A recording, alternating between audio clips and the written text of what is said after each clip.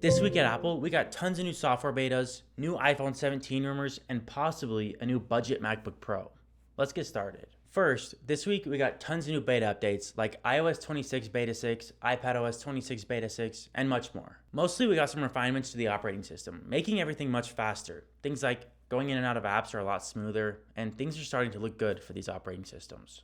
We also got some new ringtones like Buoyant, Dreamer, and Pop. Things like switches in settings are just a lot more bubbly and liquid glass like. iPadOS 26 Beta 6 is working amazing on all my newer iPads. But if I go to one of my older iPads, like this 6th gen iPad mini, it is pretty bad, honestly. This thing just sometimes doesn't even work. So if you've got an older device, maybe hold off on the beta updates. Alright, put this on your calendar, September 9th. That's the day the iPhone 17s should be coming out. First up, the iPhone 17 Air, which is going to be the thinnest iPhone ever made at 5.5 millimeters, which is a lot more thin than the 8.25 millimeter iPhones we have right now. This is of course cool, but in order to make it so thin, they're actually getting rid of a lot of good stuff. Rumors are saying that after a literal decade of having stereo speakers on all the iPhones, they're going to cut this short with only one speaker on the top of the iPhone. This iPhone's only going to have one camera and a much thinner battery. Yes, a thinner iPhone is pretty cool, but I never hold my iPhone and think, wow, I wish this was thinner. But what I do think is, wow, I wish this had longer battery life. And actually, the battery life is getting way worse, so this is just a bummer. And even with all these downgrades, the phone's still not going to be very cheap, at about $900. With that said, apparently they're actually going in the complete opposite direction on the Pro model iPhones, making them a little bit thicker to hold more battery. iPhone 17 Pros are in fact getting their first redesign in quite a long time. Remember on the iPhone 15 Pros where they made this huge deal because they're made out of titanium, which is so much better than aluminum?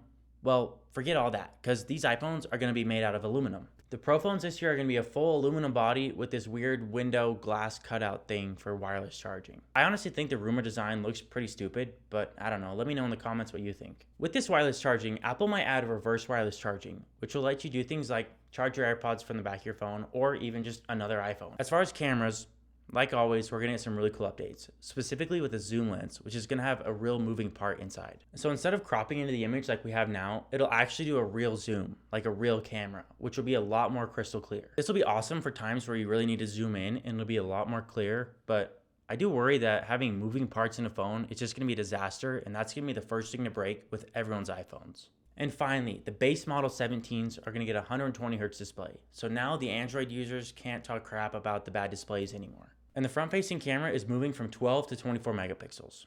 Apple's also going to release new 3rd gen AirPods Pros, which is going to have better noise canceling, a new redesign, but most importantly, a heart rate sensor. Of course, we will get some new Apple Watches, the Series 11, and hopefully a redesigned Ultra 3. For a few years now, we've been hearing rumors about Apple adding a blood pressure sensor, but we haven't seen it yet, so hopefully this is the year that happens.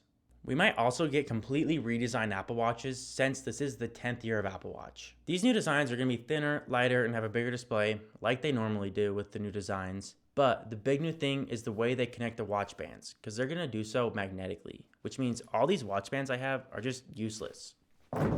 The new Ultra 3 is going to have one exclusive feature, which is going to be complete satellite connectivity. So that means you can go on a hike without anything except for your watch, and you'd still be able to contact people. And finally, after almost 5 years, we're going to be getting an updated AirTag 2.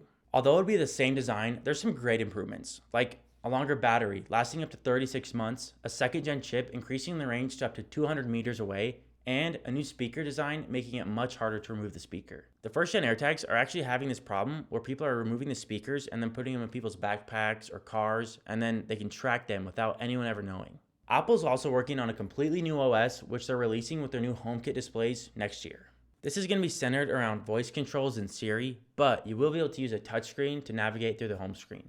This is going to be a mix between the watchOS and tvOS and designed for the HomeKit display that'll be mounted on your wall. This will be centered around a clock face and have quick controls for checking calendar events, reminders, and HomeKit accessories. I'm super excited for this because I've been trying to use an iPad mini as some sort of HomeKit screen for a while, and I just can't figure out a good way to do it. And lastly, we might get a very cheap, for Apple, $600 MacBook. Do you remember in 2015, the 12-inch MacBook, which only had one USB-C port and it was super thin? Apple might be bringing it back at a pretty affordable price. This MacBook will be the Chromebook competitor. Not really built for things like Final Cut Pro or graphic design, but easy things like email or surfing the web.